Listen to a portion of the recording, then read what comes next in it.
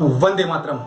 स्वागत है आपका आज के वीडियो में। और आज हम लेकर आए हैं फिर से वही एपी अर्थमेटिक प्रोग्रेशन समांतर श्रेणी का एक प्रश्न बच गया था जो हमने आपको बताया नहीं, लेकिन उसने आपको समस्या क्रिएट की और समस्या क्रिएट की तो हम उस समस्या का समाधान करने के लिए आपके सामने उपस्थित हैं। तो लीजिए हम शुरू करते हैं और उस प्रश्न को समझते हैं कि कैसे वो सॉल्व होगा। हम शुरू करते हैं। ये रहा प्रश्न। क्या कह रहा है प्रश्न? प्रश्न कह रहा है कि एक पंक्ति में कुछ मकान है, एक हीरा, एक हीरा, एक हीरा, एक हीरा, एक हीरा, इस तरह से एक पंक्ति है। इस पंक्ति में बहुत सारे मकान हैं। कितने मकान हैं? इन मकानों को दिया गया है नंबर। इन मकानों को दिया गया है नंबर। कहां से शुरू किया है? मकान नंबर 1, मकान नंबर 2, मकान नंबर 3, मकान नंबर 4, मकान नंबर 5 और इस तरह से देते देते इन सबको नंबर दिया। तो अंतिम मकान को क्या नंबर दिया? 49। कह रहा है ना प्रश्न 49। अंतिम मकान को जो नंबर दिया वो नंबर है 49। अब हमसे ये पूछ रहा है कि इन मकानों की श्रेणी में, इस श्रेणी में एक मकान कोई है, एक मकान कोई ऐसा है बीच में जो क्या है? x है। इस मकान का नंबर क्या है? x है। तो आपको ये नंबर बताना है और ये x इस प्रकार से है कि इससे जस्ट पहले के सभी मकानों का योग और इसके बाद वाले सभी मकानों की संख्याओं का भी योग बराबर है। क्या कह रहा है प्रश्न?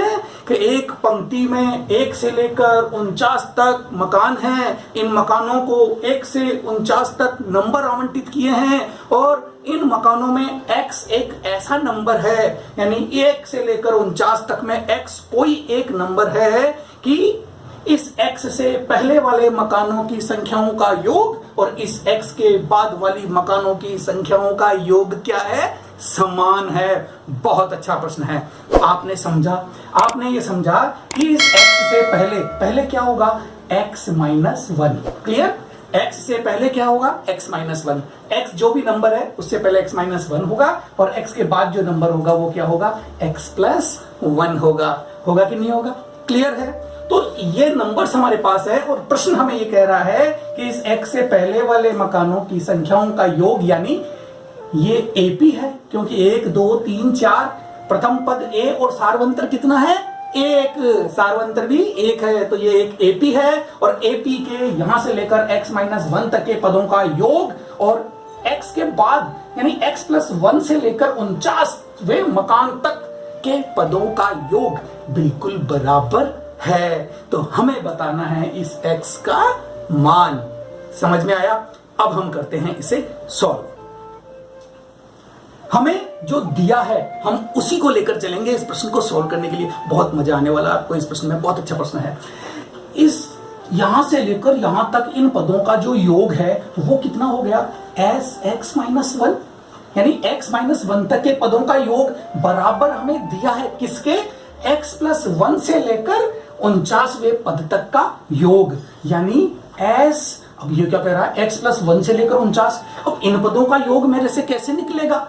मैं अगर कहूं s49 तो ये तो 1 से लेकर 49 तक के पदों का योग हो गया। हुआ कि नहीं हुआ?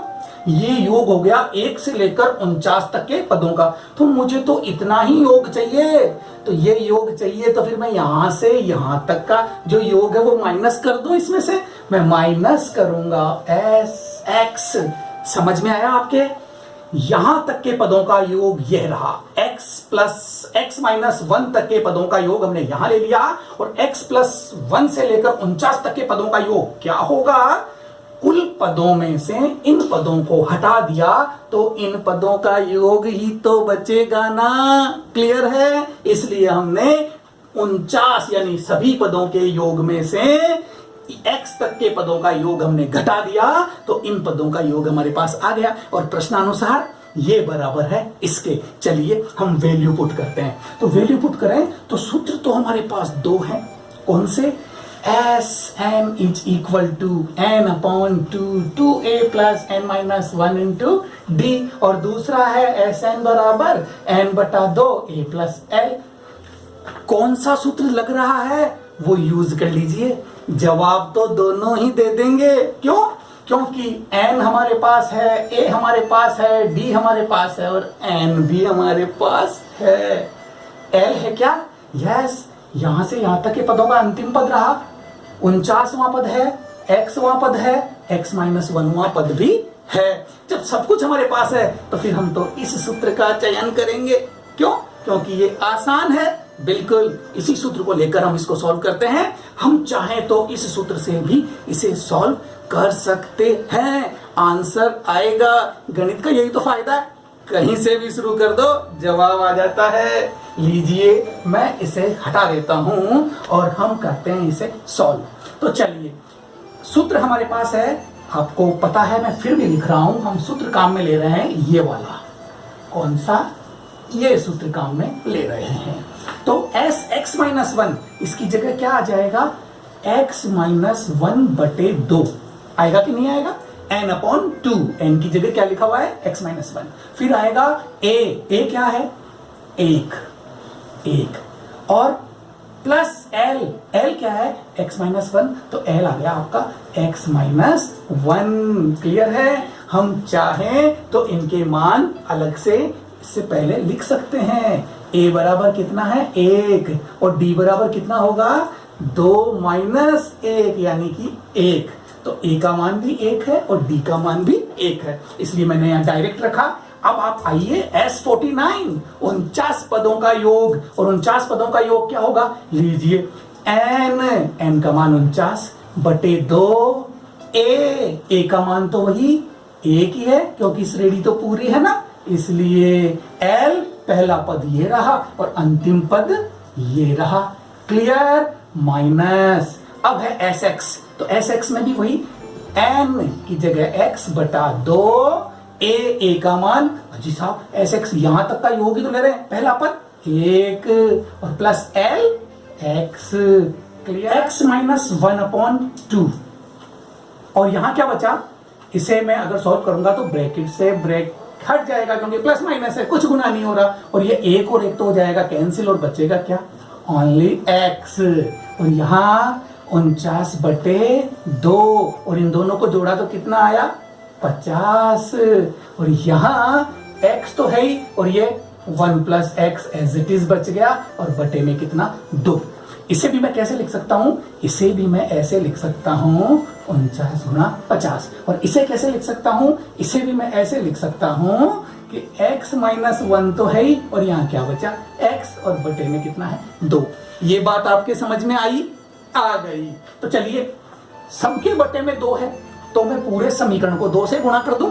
आप जानते हैं ना बटे का टंटा कैसे साफ करते हैं? पूरे समीकरण को हम 2 से गुणा कर देते हैं। इसको अगर मैं 2 से गुणा करूंगा तो 2 से 2 कट गया, यानी 2 से गुणा करने पर ये हट जाएगा।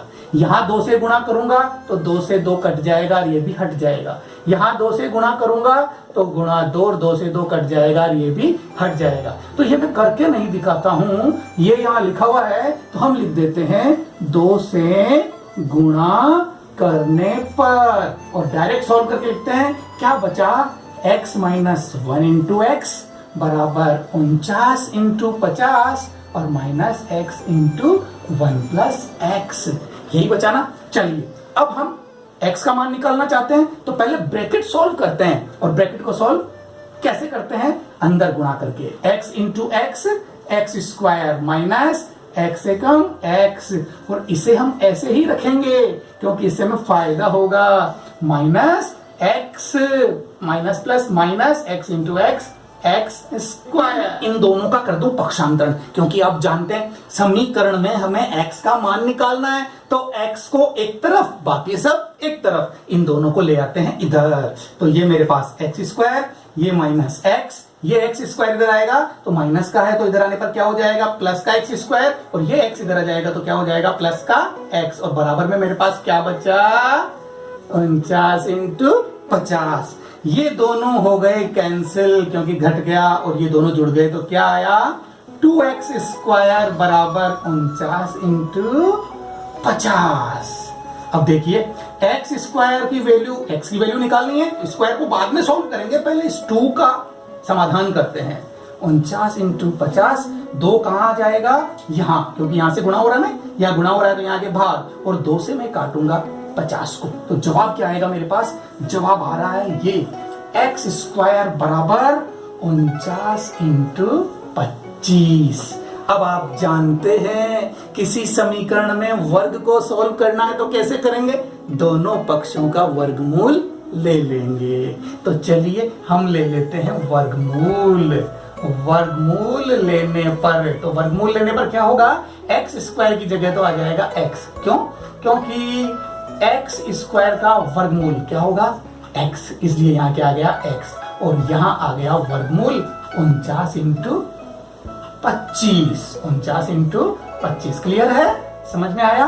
तो देखिए अब x बराबर क्या होगा, 49 का वर्गमूल 7 और 25 का वर्गमूल 5, और x बराबर 5 सत्ते 35। जवाब आ गया।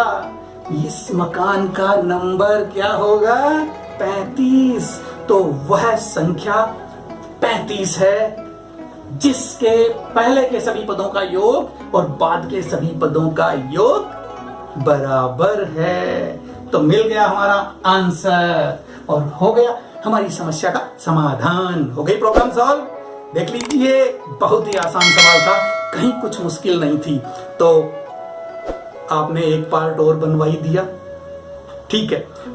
एपी हमारी अब समाप्त होती है। अब भी अगर आपको कोई प्रॉब्लम आती है तो बेहिचक आप हमें बताइए, आप कमेंट कीजिए या फिर मुझे मेल कीजिए पर्सनली, कोई दिक्कत नहीं है। चलें मिलते हैं नेक्स्ट सेशन में, नेक्स्ट पार्ट में।